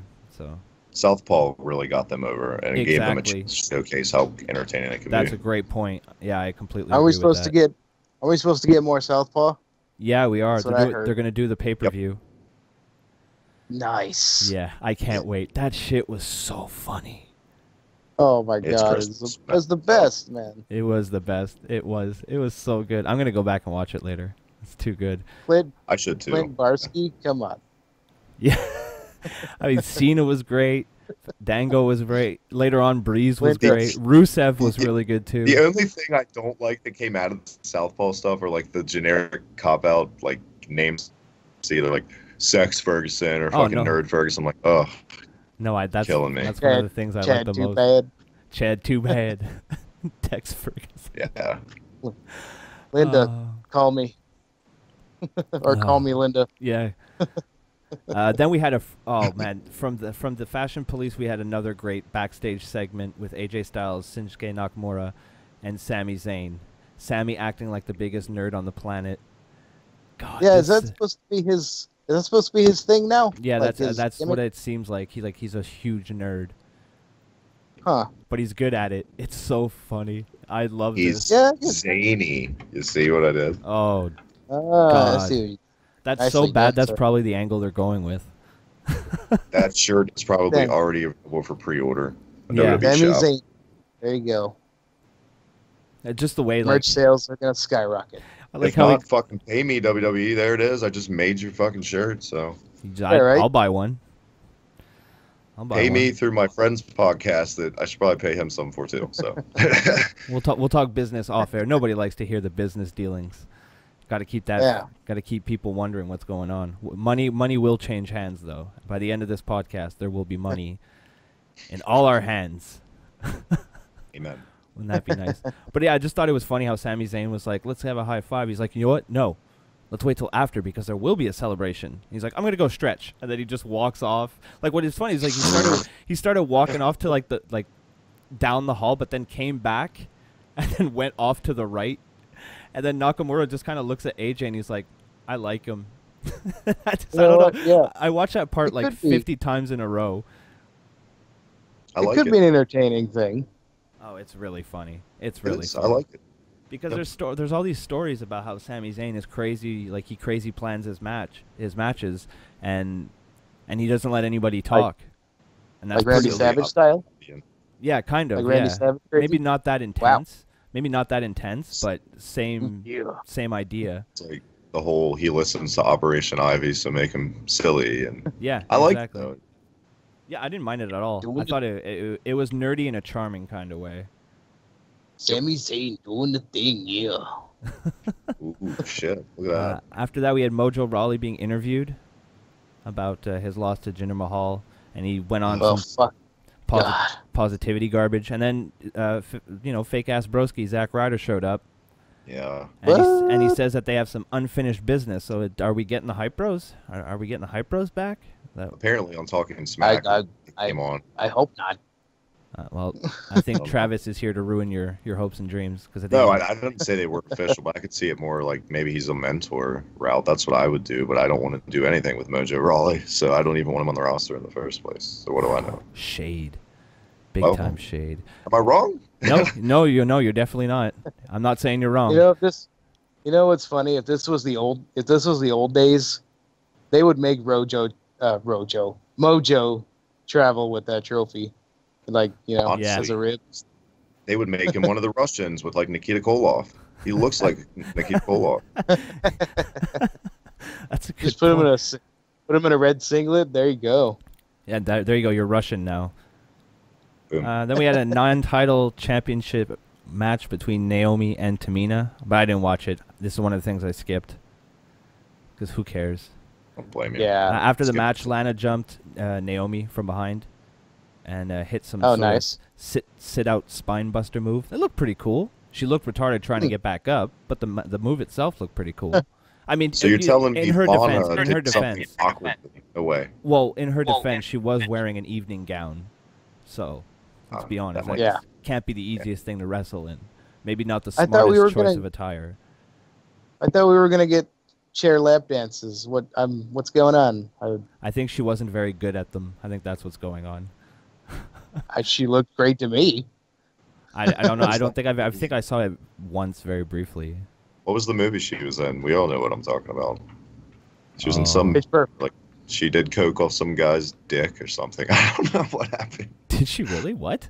Something I don't know what weird. Something weird with nudity and cocaine was involved in some movie she was I know what I'm Googling later, boys. Hell yeah. That's my gift to you, my friend. That's how I compensate for not paying your Patreon bills. I don't know. You're a good brother. You're a good brother, Travis. He is a good brother. You're a good brother. Then Jinder Mahal came out for a promo with the Singh brothers. Talked about his match at Money in the Bank with Randy Orton. And then Orton's music hit. And from out of nowhere, Randy Orton hit him with an RKO. That looked good. It did. It looked really good. And I like Jinder Mahal as champion. I do too. I like it big time. I like it big time. Same here. And I hope he wins. Me too. He's got a shirt now. Does he? He's got a modern day Maharaja shirt. It's funny how Jinder Mahal is a WWE champion. He has his gigantic company behind him. He has one T-shirt. I'm a one-man show. I have 4. And he's on the show for like a minute. It's for their Indian demographic over there. In India, they want to get bigger. So they're using him as like to get so obviously using a Canadian. Yeah, he's going to be booked, I think, like a Bret Hart '97 when he goes over there. Like probably baby face over there. Yeah, I don't see why not. In your house, India Stampede situation going on. Yeah, that'd be great. Yeah, everybody has diarrhea. You could have Arya Davari to sing. What's got diarrhea? Diarrhea match? Anyone? Oh no, diarrhea on a pole. The TP's on the pole. TP's on the pole. Not those Indians. How dare you? Not Tatanka. Are you assuming the culture we're speaking about, Travis? Are you assuming anything in 2017? That's a wipe your ass. I think I'm being triggered, guys. I'm definitely being triggered. We need our safe space ASAP, Jay. What triggers? Oh, Travis coming on my show, triggering me. How dare you? Then we had a little backstage segment where Baron Corbin and Dolph Ziggler were being incredibly disrespectful of the United States of America champion Kevin Owens, and I didn't appreciate it one bit. Okay? I'm sure you didn't. My citizenship papers came in this week. I'm becoming an American just so I can have a role model to look up to, and that's Kevin Owens, okay? and they want to talk to him like he's garbage. How dare they? How dare? Shame on you, Baron Corbin. Shame on you, Dolph Ziggler. Now, I'm not going to tell you what actually happened during the promo because you watch this. If you're listening to a wrestling podcast, you know what was said. We're just here to offer delightful commentary. And if you do listen to this show, you know that Charlotte Flair versus Natalya was kind of boring. And I skipped through most of it. So, what did you think, Travis? Because I know Jay didn't watch. That's why I asked him on. I like Dolph Ziggler's baby blue Shawn Michaels 95 tights. I do too. I don't know. I don't know. It was okay. It was meh. I don't remember a lot of this part from the backstage segment. Perfect. But I don't think Owens going to win the match, unfortunately. I'm never going to get to that later. But I don't think he should lose that U.S. belt anytime soon either. No. I think it suits him now. But. I like when he comes out how he doesn't walk on his own face. He goes around it. Oh, they did. Oh, yeah. That's it's a nice it's such a small little thing. But I started noticing that a couple weeks ago, and I'm like, that's smart. Why would you walk on your own face? Yeah. That's the way I see it, boys. Randy Orton, it is Randy Orton still has the sperm in the entrance ramp, though. So he still has the what? The giant sperm. That's supposed to be a snake. Oh, right. Yeah. Ew. Yucky. I got distracted for a second because I see Tyler Breeze in a romper, which is pretty funny. It's pretty funny to me. Yeah. And then finally, we had our main event. That's a funny with man. Shinsuke Nakamura, AJ Styles, and Sami Zayn versus Kevin Owens, Baron Corbin, and Dolph Ziggler. It was a good match. That Kinshasa, though, looked bad.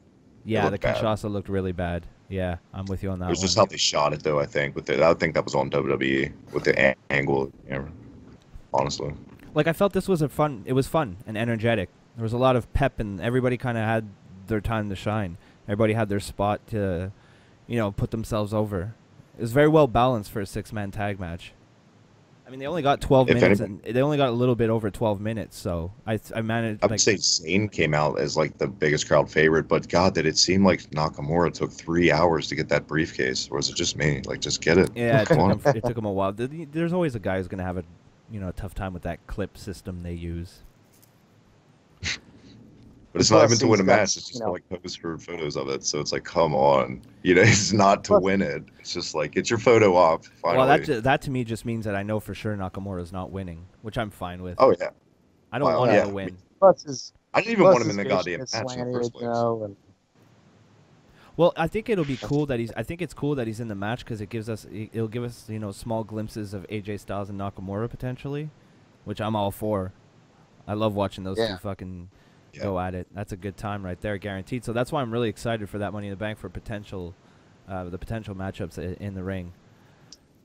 But we'll get to Money in the Bank sooner rather than later. I mean Nakamura. Sami Zayn. In the end, it was Sami Zayn who pinned Baron Corbin to pick up the win. That's 3 weeks in a row where Sami Zayn pins Baron Corbin. So I'm expecting Baron Corbin to fucking murder Sami Zayn at Money in the Bank. Yeah. He's going to kill him somehow. Yeah. Totally. I'm expecting bigger things from Corbin at Money in the Bank, but we'll get to that later. Cool. I like that. Well, I mean, that's pretty much it. That was SmackDown for this week. Nice, short, and sweet. That's why I love SmackDown. So how about let's get into some Money in the Bank predictions right now. We got here. Okay, let's start right here. The SmackDown Women's Championship match, Naomi versus Lana. Who do you got, boys? I got Naomi. Yeah, I got Naomi too.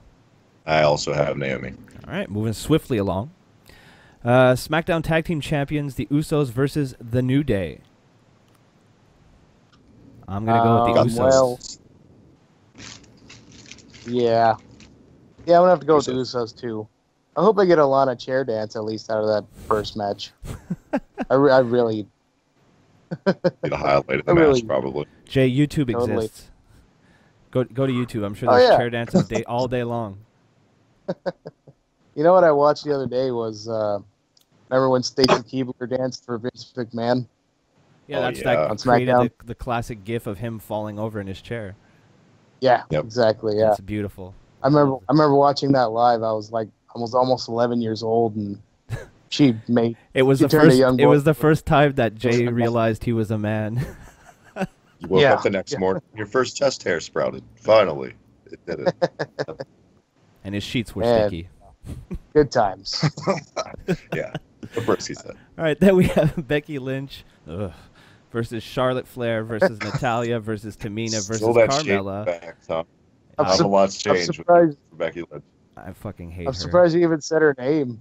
I've been trying to cut back on the fucking Becky Lynch hate. I'm feeling it's costing me some listeners, but fuck her. I hate her so much. I hope she gets Does that crippled make in you this also match. not like Nikki Cross because of her accent? That's just like Becky Lynch. No, Becky Lynch's accent I don't mind Finn Balor. All right, so maybe I'm being sexist here. I don't know, but Becky Lynch's accent is like Becky Lynch sounds it's deaf. really thick. She sounds deaf. Yeah, it's really thick. You know, like harsh. Like the first time harsh I ever heard accent. Becky Lynch cut a promo, I legitimately asked, I'm like, is she deaf? So I didn't. Oh my god. You talk like like this. this. I'm from I needed that So why smile. do they give Renee Young vocal lessons and not Becky Lynch? Right? Thank you. As Ooh, someone yeah. who can't help but sound Canadian sometimes, I'm offended. How dare you? That makes no sense to me. It really doesn't. But anyway, what was the match again? I'm Money in sorry. the Bank. First ever women's The Money in ladies. the Oh, yeah. Bank ladder match. Like I'm looking Uh, at the list and I got Natty. I'll tell you straight up. I got Natty doing it. yeah, that's who I was looking at too. Because I don't want to see well, anybody else in the, or maybe Tamina. I think it they're maybe not Carmella. No. You just want Tamina so you can laugh at everyone online. Yeah, I do. Fuck, you know Come me on. so well. Yeah. No, but I'm gonna go. That's the with- reason I'd want her to win too. So I'm with you, man. I'm I going. got you. I'm going with. You got to go with the hometown lady. I'm going with Natalya, or the home country. She's not. I'm not. Yeah. I don't live in Calgary. It's Thank St. God. Louis, I think, the pay-per-view. yeah. Yeah, but St. I Louis. mean like my home country. Ah. I misspoke there. I'm gonna go with Charlotte. No, she's had too many titles already. But I mean, you're allowed to Just vote for her. I'm Charlotte. sorry. He's just like, I'm You're gonna gonna go give with her some Charlotte. And I'm Yeah, I like, can see them doing no. Charlotte just because it's like they love to book things as the first ever. They need like a face for she was the first one to win the first ladder Yeah. match. I could totally see them making it Charlotte. Yeah, I could too. You know. I could too. I'm just saying I don't want to Yeah. see that because she doesn't really need a belt. I Yeah, hate her as a me either. face. She's a terrible face. She's so much better at being a Yeah. heel. What are they doing? It's just like Really when the weird. Miz was a face and it was awful. You know. Yeah, it Yeah. really was. Then we have the WWE Championship match: Jinder Mahal versus Randy Orton. I got my man Jinder, another Canadian. I hope it's Jinder. I hope it's Jinder. I Jinder won't hinder him for his tender. Jinder Mahal. Don't hinder him from his tender. Yeah, you got.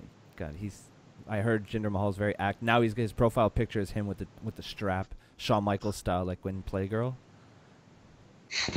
Oh, really? There you go. I'm not thanking you for that image of all the images put in my head today. I'm That just may or may not be fake news. So, and then we have the United States of America Championship match: Kevin Owens versus AJ Styles, Baron Corbin, Sami Zayn, Dolph Ziggler, and Shinsuke Nakamura. I know Kevin Owens isn't going to win. I'm going to say Kevin Owens because I just have to say it out loud. But it's not going to be Styles. Don't think it's going to be Ziggler or Zayn. Maybe Corbin? Baron- Maybe Nakamura? Baron Corbin. Yeah, I'm I'm gonna gonna go go. with Baron. I'm gonna go with Corbin, just because that's who I'd like It's to tough. see. We are just agreeing on everything today. I'm going to Corbin too, but I could also see them doing it Ziggler as a way to get him to maybe want to stay with the company. You know? Yeah, maybe. But I mean, Corbin would be. I think Money in the Bank would suit Corbin perfectly. Money in the Bank suits a heel so much better than a babyface, unless you're It's gonna go the kind of John obvious Cena too route. because they keep making Corbin eat all these fucking pins, and they always do that. Yeah. They always make you think this guy sucks, and he wins Money in the Bank, and then he loses a bunch again because he won Money in the Bank, and then when he cashes it in, magically he starts winning again. It's just how they always do things with their formula with Money in the Bank. Yeah. That's a good point. It's so weird, isn't it? It's so fucking wacky. It's a weird way of thinking. Why would you build someone up by making them lose all the time? It's nobody over. You know, That's you're right. the It's- Jinder Mahal effect. The Here Mahal you go. effect. Lose for 6 years in a row, then leave, come back, Yeah. keep losing, and we're gonna give you the strap. Okay, boss. if they Yeah. do go Sami Zayn, is that the right Take call? a- Zayn? I think that's the way to go if you want to please a lot of the casual fans, and even a lot of the hardcore fans as well. I think a lot of people would be happy with a Sami Zayn Is win. he ready in your eyes, you think? I think he's been. Yeah, I think he's been ready for a while. Didn't Jinder have to put over Gronk at the Battle Royal? Yep. Yep. Good God Almighty! Yep. That's why he has that belt now. Exactly. Well, sorry, pal. Here's a present. Yeah, they're like they came back after. They're like, we're sorry about that. Just hold on for 2 months. We'll make you champ. He's like, shit. All right. We are so sorry. Do not make any claims that we're giving you steroids under the table. We promise. We'll give you some. We'll give you the strap, pal. Just don't tell him about the juice. Don't blow the operation, pal. I beat him once, but I don't know if I can beat him again. Gary's tried him. XFL. I had to throw that in there. XFL. I love that that's what you had for, like, it's finally Jay's turn to do events. Oh, XFL. Okay, let it go. It's honestly, it felt like It felt I like you watching that live, you know? It felt like you couldn't give a fuck to actually say it. You're like, oh, I could say something hilarious here, but fuck. You're out there by the Vegas Outlaws, all right? You're out there in that part of the country, correct? Oh no, I'm in Texas. Oh, I thought you were out more west. Yeah, I was an Outlaws fan for the XFL. There you go. I love the Memphis Maniacs. Memphis That was Maniacs. great. Did you guys Yeah, actually that watch was my- that? You actually watch the XFL? I watched like the first 2 weeks, and then like everyone else in the world, nobody watched anymore because it wasn't that different from the NFL. They Man, just, I went down with the ship. oh man, you watched it all, huh? That's awesome. Jesus. Yeah. Oh, yeah. Good for you, That was Jay. a mark. I feel like you should get some sort of like, I don't know, you know, one of those like WWE loot crate things that they do. You should get like a couple of those for free for fucking sticking with Vince all that All time. of the old XFL merch that just sits in their warehouse, they should just send. Send it to Jay. God, I would love. Send me a He Hate Me Just jersey. I feel like So doing like 205 live shows. I deserve all the 205 live merchandise when that show goes on because it bombed too. So give me like free shit. In 2-3 months. when Here's the Noam Dar shirt. Yeah. Hey. That's pretty much all we have to say for the WWE this week. So, do you think they put it on Sami Zayn, do an underdog thing like they did with Daniel Bryan? I think he has potential to be the next Daniel Bryan. Yeah. Yeah, definitely. Done right. He'll be the nerdy champion. Yeah, he'll be the nerd, and you know he gets his ass kicked, but he never stops trying. You know, basically what they've been doing with him for quite some time now. Except now they seem to be giving him a little bit more juice. He has, like, at least he has a defined character now. Like, you know, he's the nerdy kind of different weirdo dude. Something. Yeah, he's something. He has a label or something that you can put your finger on and be like, this is Sami Zayn. That's his character, and that's more than a lot of people in that company have. Yep. So look at Apollo Crews. Yeah, I'm just Apollo. I'm just happy to be here, Cruz. King of Strong Smile. Yeah. King of Strong Smile. Well, speaking of kings of stuff, you know, in strong style, smile style, you see this controversy, quote unquote, about the pyro in Nakamura's entrance. People lost their fucking shit over this. Like, it genuinely bothers them because there's a loud pow now when the song kicks off. People are really bored, man. Pyro? Well, they were complaining. It's not really well, it is a firework, I guess, technically. You know, sound. It's a loud pow. It's like the RVD pyro when it was just a POW. Not to make another RVD reference on this show, but or the Ryback pow. Oh yeah. Yeah, It's the one of Ryback those. POW's a good one. Those are too. fucking terrifying. Oh, At the live events, those are fucking terrifying. When you forget that they're coming, you're like, oh shit, it's the end of the world. But no, people were getting really genuinely upset. So I naturally, in my charming way, decided to voice my opinion. Or I hope he gets fireballs, and like they set the ring on fire, and there's like some planes that take off at the same time. Like, I hope he gets all the pyro. I hope he gets like girls dancing in cages like TNA had when they first started their first pay-per-views. Yeah. There you go. Nitro girls too. Fuck it. I hope he has some hoes like the Godfather that are doing his hand gesture in back of him. But like they're coked out, so they're going way too fast. Oh yeah. I just thought that was funny. I mean, like, if seriously, if Nakamura having pyro gets you so upset that you like post several tweets in a row on social media, I want your life, because it must be so easy that's what you have to worry about. If I was in charge of like WWE social media and making that to like book that into an angle, then I would just like piss him off full scale and be like, give him a Johnny B. Bad blaster and he shoots confetti into the crowd. Yeah. Fuck him. You didn't like that? Oh, well, did you remember this? And then he just puts Here comes Johnny B. Bad. You remember China's T-shirt gun? Strap that on his back. It's just like, Jesus Christ, people, stop splitting fucking hairs. Sit back for once and just watch and enjoy it. Like, if stop. You don't work for the motherfucking company. Sometimes be a fucking fan. You have to. You're going to drive yourselves insane with this kind of shit, guys. Really. It's like, if it gets to that, people getting mad over pyro, it's like, why are you watching? Like, find something else to do at that point. Like, if you want to complain about stuff that's in the ring, stuff that you didn't like, spots you didn't like, fine. That's what we do every week. But when you get so jaded that a noise can bother you that much, like a noise bothers you that much, your life is good. Like, take a step back. This is what you're choosing to be upset about. It means you don't got that much to worry about. I saw the tweet you made about it this week, and it got me thinking too. I'm like, is there ever been a pyro that got me upset? And I think about like, not really. I'm like, the only one I could think offhand is like, I thought Bobby Lashley's was kind of lame, but that was more on him on how, like, if you remember his pose, I thought it was really lame. But like, not really. Like, you know what?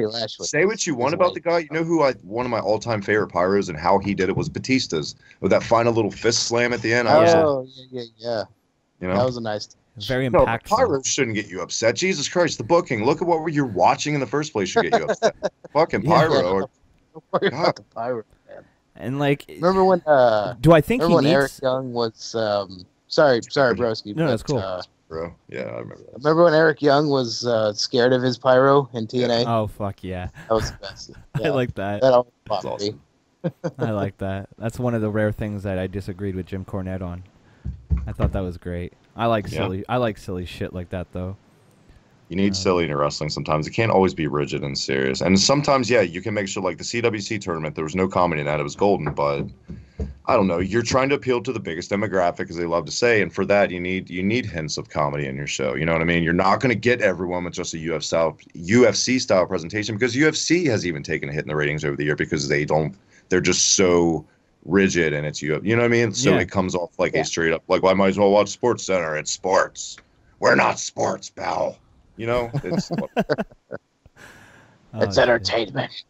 But guys, at the end of the day, on that, to seal the deal on the Nakamura pyro, just relax, guys, and enjoy the fucking show. God, it's such it's so meaningless at the end of the day. Point.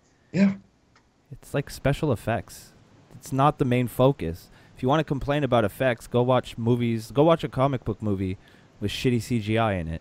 Go watch that. Well, you could say it could, though, because I think CGI, that's a little different, because a bad CGI can hurt a movie, where I don't think pyro really can phase a wrestling show. I don't think pyro has... Exactly, that's a good point. Like, the Undertaker catches on fucking fire or something bad. that might have a slight effect on the match. That might put a dent in your armor, but, besides that, you're good on the pyro. Yeah. I mean, more people should get fucking pyro, honestly. I'm that guy, so... Like, I've tweeted less during Raw and SmackDown because, one, I don't watch them live most weeks, and two, because I'm trying to find things that I like more. That's why when, like, the Fashion Police are on, like, I'm shooting out, like, 15 tweets every 30 seconds. Like, I'm shooting them out because there's so many good things to talk about.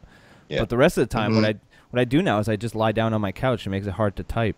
So I'm just like, fuck it. I can't tell you the last time I live tweeted the show, because I can't tell you the last time I watched live and went out of my way, unless it was a pay-per-view, because it hasn't been worth it, Recently, what I've been doing is I start off with Raw. I watch about an hour and a half, and then I'm just like, when I start feeling like, oh, I'm getting angry, this is so bad, I just stop, and then I catch the rest the next day. Yeah, like, we're smart enough, like, we do podcasts and we talk about and review these shows, but we're smart enough to know there's other things in this world we could do too if it makes us angry, and we're going to not let it get to us that much. Plus, the thing, I want to keep doing the podcast, so if I watch Raw just because I do the podcast and I have to, and I watch it in one sitting and I start hating it, I'm just going to end up hating this show. But I enjoy talking to different people about wrestling. The exact same way. At the end of the day, there's always a good NES game or something I could rather be playing if the show's that bad. If Raw is pissing me off, because it doesn't really happen with SmackDown, because SmackDown doesn't have time to piss me off, because it's a very quick-fire show. But Raw has more of a chance to drag out, and that's the main problem with Raw. It's just too fucking long. So when I'm getting to the point where I'm like, I want to stick forks in my eyes, this is like, why? And I just stop, and I'm like, why am I doing this to myself? I'll just watch the rest, tomorrow. and it'll be 45 fine. minutes of Raw has turned into a giant commercial because of the filler hour, because of all the money they make off the third hour. And, as much of a problem it is, it's not going away. And people got to accept it, I guess, because they don't want to lose that money, especially right now when no one's watching. The ratings are an all-time low. But you know what? I've also noticed that I enjoy watching what I'm watching more now because I'm not forcing myself to get through it. I did think Raw in the past 2 weeks has been much better since I think the worst it's been, the bottom of the barrel, was that Bailey This Is Your Life episode. That was shit. That was so bad. Episode. And everyone was just with pitchforks in the whole nine. And then after that, it seemed like the last 2 weeks, like we said, it's been a little bit better. But like that harbinger, that bullshit, at the end of the day, is that third hour that's going to hurt them every time. No matter how many guys from the past you bring back, no matter how many good matches you have on a show, it's too much. It's too much to expect people to go out of their way to just invest in a show that's iffy at best if it's going to be good that week. You take a chance watching Raw. It shouldn't be that way. A good wrestling show shouldn't feel like a marathon. A good wrestling show always leaves you wanting more at the end of the day. Exactly, and that was what the Attitude Era was really good at that. It would always go out on a brawl. Those were my favorite ones. It'd go out on a massive backstage brawl or in the ring, and everybody's... Like the Tyson. Yeah, the Tyson one. Oh, yeah, exactly. While Tyson's boys are picking up the money that Tyson dropped out of his coat pocket. So fucking funny. Oh, it never gets old. We're gonna take a quick little break here, and we're gonna have a special segment this week since we got access to the #1 Lucha Underground coverer, which isn't a word, but I'm making it a word. Jay Baca. So here, listen to another Shining Wizards ad because I got a bunch of them, and we'll be right back. If you're not tuned in to the Shining Wizards, listen to what some of our fans have to say about the show. Hey guys, it's the Stallion. And when I'm contemplating suicide, I throw on the Shining Wizards because nothing makes me feel better than knowing I'm not one of these 4 grown adults, virgin fucking marks, discussing a fake wrestling product. Tune in live every Tuesday night, 7 p.m. East, rantemradio.com. It's the Shining Wizards where it's wrestling talk and talk about wrestling. And we're back. I never have to do 2 of those in the same show, so I tried to switch things up. So Jay, you know a thing or two. Yes. You know a thing or two about masked men who fly around the ring in a certain evil location. In a certain temple. In a certain underground temple. Lucha Underground is back. Season 3? 4? Season 3. Season 3. Well, it's the second part of season 3. Oh, so right. 3.5. Season 3 part 2. Exactly. It's well underway, man. The episode last night, the Cueto Cup got underway. It's a 32-man. I love that Cueto Cup. Cueto Cup, man. It's fun to say. 32-man tournament, single elimination.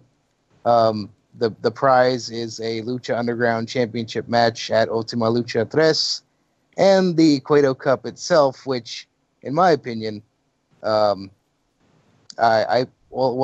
buried it pretty hard in the Lucha Lounge because it's just the crummiest looking cup, man. Just imagine, if you haven't seen it, just imagine the most generic sports trophy ever with handles, and add add some crummy ribbons, and that's the Cueto Cup. Woof. So not too many points on presentation there, but so like every trophy they give guys in New Japan when they win a match, basically. Precisely. Shade. Man, Robbie's gonna fucking blow a gasket. Dear sweet Robbie. And I have a theory on that. I think they just use the same trophies over and over, you know? Oh, they do. Yeah. Or there's that guy, the trophy guy, and he makes those trophies really cheap, and everybody goes to him because he's really cheap. Do you think the boys have to carry those trophies around? Like, here's your trophy. If I won that and I had to, and the condition was I had to carry it around, I'd be like, no, that's cool. Bury me. They probably sit up in the very top tower of the booking office with all the Bullet Club stripper girls that come out with the one guy and just the head office people. Yeah, there you go. But yeah, the Cueto Cup is not really very spectacular. But we had some first round action last night. let's see, the Mac advanced, Pentagon Dark, Drago, and Tejano. They all advanced in their matches. We had and spoiler alert, we had another death on last night's episode. Oh no. Yeah, another character bit the dust. All right. Well, if you don't want, I want to know who. So if you don't want to know who, skip like 10 seconds ahead. All right, who died? Yeah, it was Lorenzo Lamas' character. No. Yeah. How'd he die? Cage. You know, he has the gauntlet now. Right. He punched Lorenzo Lamas right in the face, and then he pulled it back, and it was just bones and teeth and gore and blood and yeah. Man, I think I need to tune in again. He bashed his face in, and you saw the body as he was leaving too. You know. Christ, man, Lucha Underground's gotten fucking dark. Jesus Christ. Yeah, man, I thought the Pillman gun angle was bad. For Yeah. fuck's sake. I can't wait to hear Cornette's hot take on that one. Oh shit. Oh Jesus. I don't know. He just doesn't. In my opinion, he's just stuck in the '70s Mid-Atlantic. You know, Wahoo McDaniel, Johnny Valentine, all those guys. Back when wrestling was great. Yeah, wrestling. I don't think it's that so much. I think he hates it when like genres mixed with wrestling, like horror type genres, like this one would be. You know what I mean? He just hates that. He likes wrestling to be wrestling, I guess. At the end of the day. Yeah. I just like listening to him go off on rants and shit. His podcast is enjoyable. I like it. Yeah, it's definitely got the gift of gab. Yeah. No one can take that away from him. So yeah, Lucha Underground it's well underway, man. We've got still like 18 episodes to go. Oh wow, nice. You know, Rey Mysterio Jr. Is going to challenge Johnny Mundo for the Lucha Underground Championship down the road. So Johnny Mundo's a champion? Johnny Mundo's the champion, yes. Nice. And Dario Cueto named Rey Mysterio the #1 contender. It's going to take place on the night of the Cueto Cup final, so you don't know who's going to be the champion going into Ultima Lucha. The Cueto Cup. Cueto Cup. Well, cool. That's cool, man. I mean, the getting your face punched in definitely has my interest. I might check it out. Might start checking it out. Oh, it's so gnarly, man. I got to put myself in the mind frame that crazy shit happens on Lucha Underground. That was my problem. That's why I stopped watching, because I didn't put myself in the right mind frame. Anything goes, man. Anything goes. I watched like the very first 5 episodes way back when it just felt like a wrestling show, and then I don't know. Mm-hmm. Same thing as you, Broski. This has my interest a little bit though, kind of like the Final Deletion did in a way when he heard about it and he had to check it out. Oh god, I love that match. It's on the Netflix first 2 seasons. Yeah, that's true. So go support some Lucha Underground. Yeah, it's good that the boys have a new place to work, get on TV, get some exposure. That's good. There's room for all kinds of styles. That's a whole other thing, man, because we're not. There's no season 4. No deal made. Started. There's been no tapings. There's been no deals. Isn't it always like that though for every season? Like it seems like it's a rat race for them to scramble to get signed for another season. Like they just have bad luck with that. Right. So shout out to them. They do always pull it out at the end. I think there'll probably be a season 4. It's too popular not to be for them. Right. Getting on Netflix was huge. Oh yeah. I mean, Netflix is a massive platform, so you get on there and you're going to get some new eyes on your product. Now, are they going to stick around? Maybe not, but at least you get some new eyes. Think about this. The network, WWE Network, has like what, 2 million subscribers? Not even, but they're getting close. Yeah, not even. Not even? Netflix has about 95. Well, so. Netflix is pretty much taking over for cable, so that's where you want to be, you know? Yeah, ever since Netflix started putting out their own shows, that's when they started making a play. And a lot of their shows are really, really good. Some of them are fucking unbelievable, terrible messes. Orange is the New Black. Oh, sorry, I had a sore throat there. Oh, ow. I've only seen the first season of that. Most of their The Marvel first season shows was the were best really good. season. Got really dumb no. after that. Daredevil was really good. I liked it. Oh, I Daredevil. heard a lot of great. good things about that. Yeah. Oh man, you need to get on that. It was badass. The No, first season's way need, better. I need season 2 of Stranger Things. That's what I need. Yeah, that was a I good feel one. ya.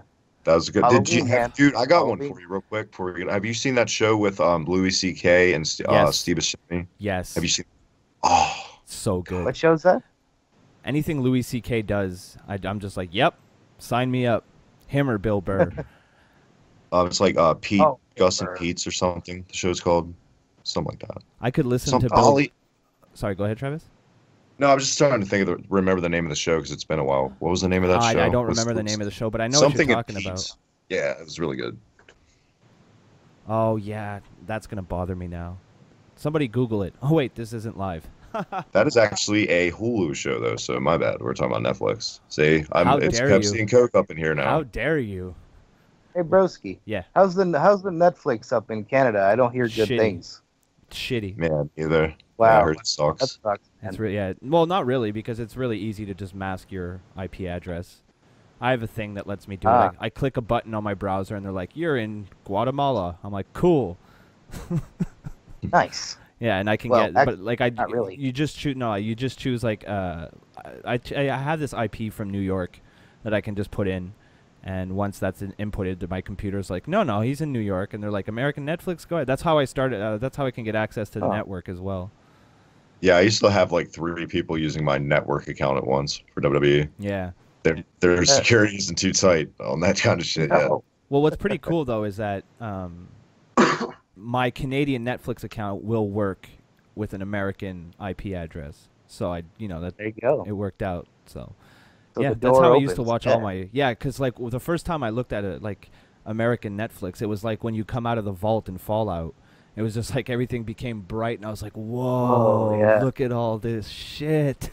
It's like we don't have this up here in Canada, eh? I'm gonna watch TV forever. Yeah. It's like if you're from a third world country and you come over to a supermarket in America. Yeah. Oh God, I love your supermarkets. Oh my God, the fucking cereal aisle, I'd get lost in it. Oh my God, my favorite aisle. Shout out to the cereal aisle. Hell yeah, biggest double Absolutely. shout out to the cereal aisle. All right, before we go, what's your favorite cereal? Top 3. Let's do top 3 cereals. Top 3. Oh man. I'll kick it off. Lucky Charms, Reese's Peanut Butter Puffs, Okay. and Sugar Crisp. Is Fair that enough. that's 1, 2, 3? Yep, 1, 2. Well, no, those are. I can't. If we're gonna get to like specific, maybe your 3 favorite. Oh, okay. There's 3 favorite. Because Gotcha. if we're gonna get rankings, this is gonna I'm last actually 45 Such minutes. a nerd. I actually have mine already listed. It's like ranked. So All right, we'll do it. Ranked, even better. number 3, you gotta go, man, with the solid favorite. Frosted Flakes never fails for Yeah, me. Number 2, I agree. Reese Puffs they are are fucking great. where they're at. Reese yeah. Puffs are legit. But man, since I was a kid, my number 1 cereal of all time has got to be Cinnamon Toast Crunch with sliced bananas. Boom. Oh, there you go. Fancy. Yeah. Fancy. with them. Cinnamon Toast Crunch is definitely in my top 3. It's in my top 5. Cookie Crisp. Really? I've never had cookie. We that's- don't have it here. It's illegal. Oh, I love dude. Cookie Crisp, but like usually when I Cookie eat cereal, I have to have 2 bowls, like minimum. But Cookie Crisp is so sweet, it hurts my stomach. I have cookie. We have like basically Pop-Tarts that are basically 2 square cookies. True. Yeah. So those Definitely. are those are really And good. let's see. Yeah. Good shit. God, if I had to pick a third one, Count Chocula. Really, Jay I with used to the love Count Chocula. the I was a kid. alternative cereals here. I was love Frank like the Bear the blue- guy and Chocula, but yeah, We didn't have all those monster. We didn't have all those Frankenberry monster. was- Frankenberry. Do we I've had still have them, Frankenberry. Jay? I don't even think like I never get them with my kids. I never even see those anymore. A lot of the Maybe- mascot they're cereals are rare, gone now. man. Yeah, like It's really rare. Smacks still a thing. Remember Smacks? Yeah, with Smacks the is frog. the thing. Yeah. That frog was legit. He could have been a video game mascot too. I liked Fruity Pebbles back in the day.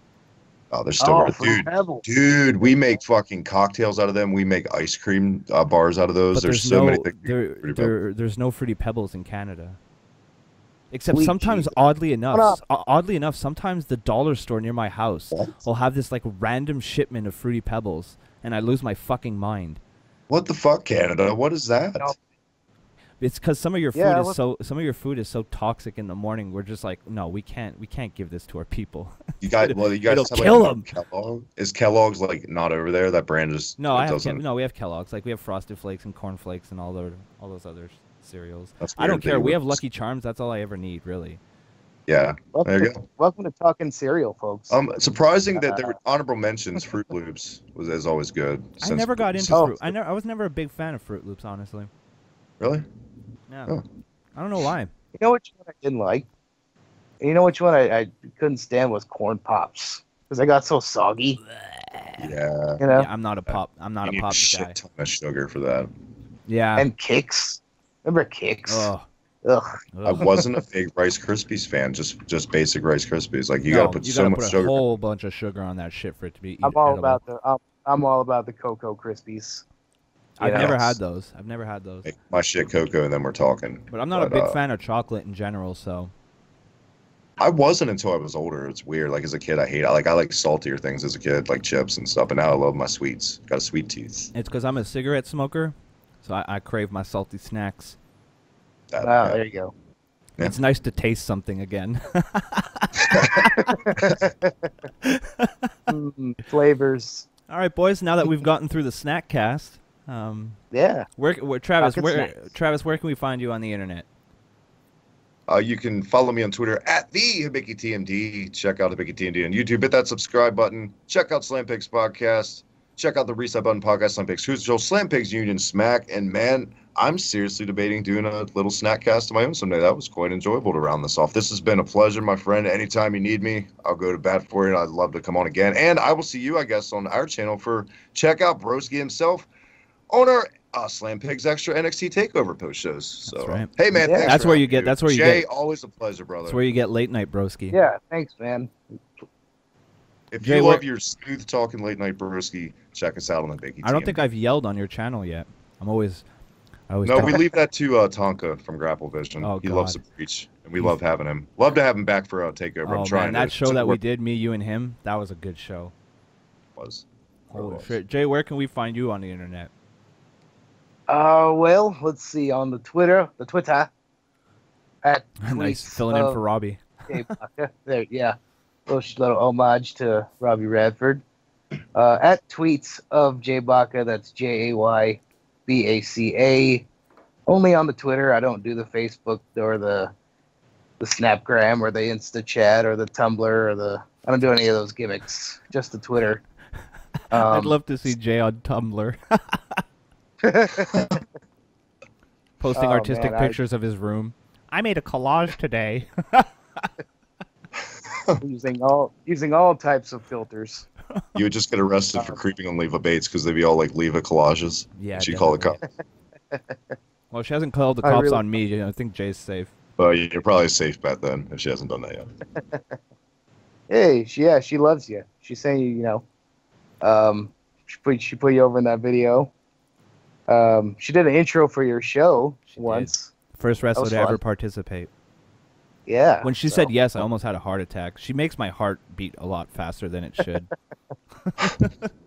Shucky ducky quack quack. Dude, when I opened up the package you sent me, and I was like, oh my god, it's the picture. Like, I had to sit down and brace myself. I was like, Oh, yeah? And then I pulled it out, Had and I was to like, sit down? Oh. I was like, oh, it's you. And then I took a nap next to it. I believe you. It's like something fucking me, It's sad. me, It's- myself, and Irene when he Yeah. has the picture of her in the hotel. Exactly. It's sad that Jay believes me. He's like, yeah, I could see that happening. I really do. Fuck. Jay I apologize. believed you when he said that. I interrupted your promo. By all means, Jay, continue. Oh, it's all good. I go off the rails sometimes. So yeah, at tweets of JBlock on Twitter. You can hear me every Thursday night on the Squared Circle Sound Off podcast in my Lucha Lounge, where I talk Lucha Underground. I talk Wrestle Circus as well, which is coming up June 24th.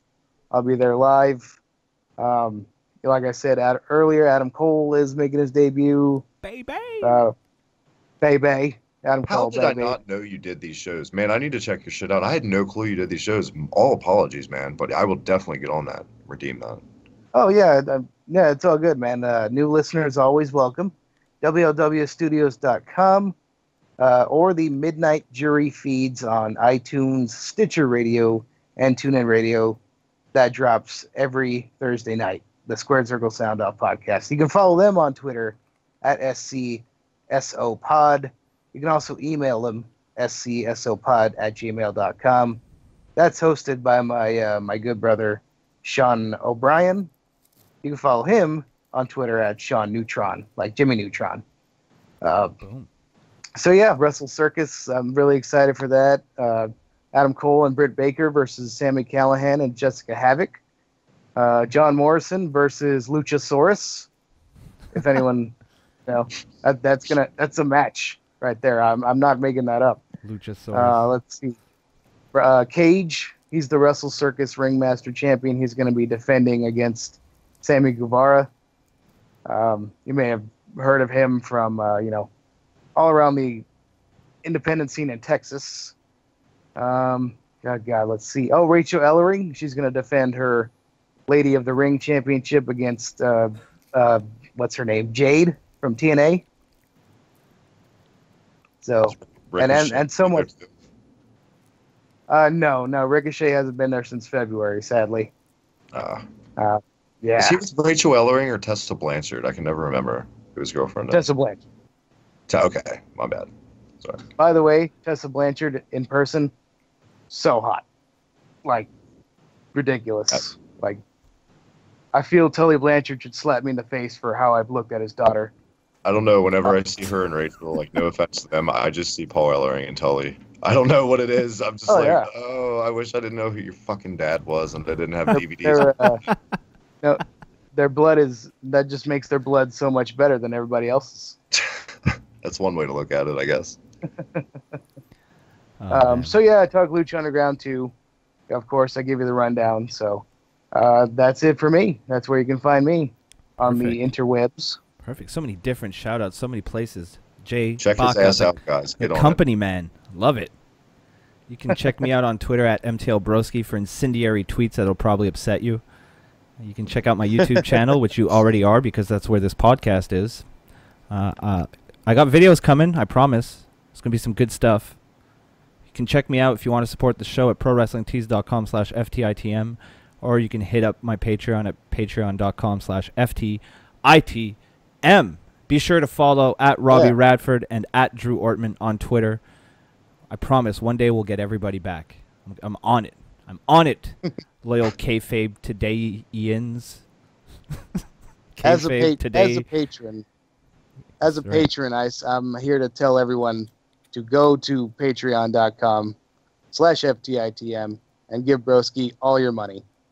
See? All of it. See, I keep every telling last you. penny. I keep telling you people each and every week to give me your money. Now it's out of somebody else's mouth, so maybe you'll believe Brother Jay. And Jay wouldn't lie to you. Travis? Hashtag listen to Patreon Jay from Broski over at his channel to give Broski more money. Whew. I like that. That's a good And Travis, do you have a PayPal? I do not. I just feel like shit because you guys like shouted out all the other guys on your channel with their handles. Let me do that real quick. My co-host Mike at Mike the Slam Pig. My co-host on Reset Button at O'Tannen's Bum. Check out my co-host on Cruise Control at Logan Myers 144 and Maniac Matt Tennant at Tenant Future Pro on Twitter. I have like 5 people too in my defense.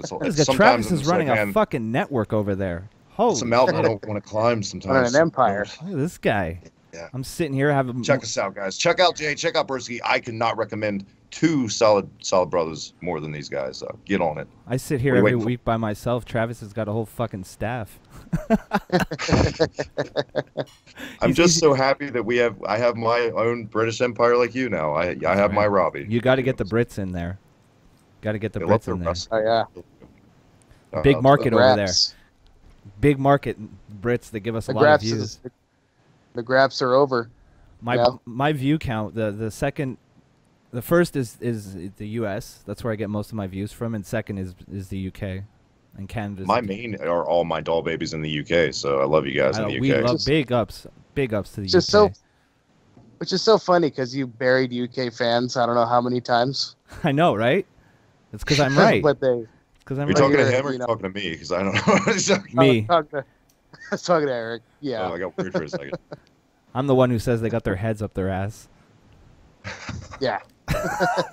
But I love him. But it's because I finally acknowledge that, like, I'm that way for Kevin Owens.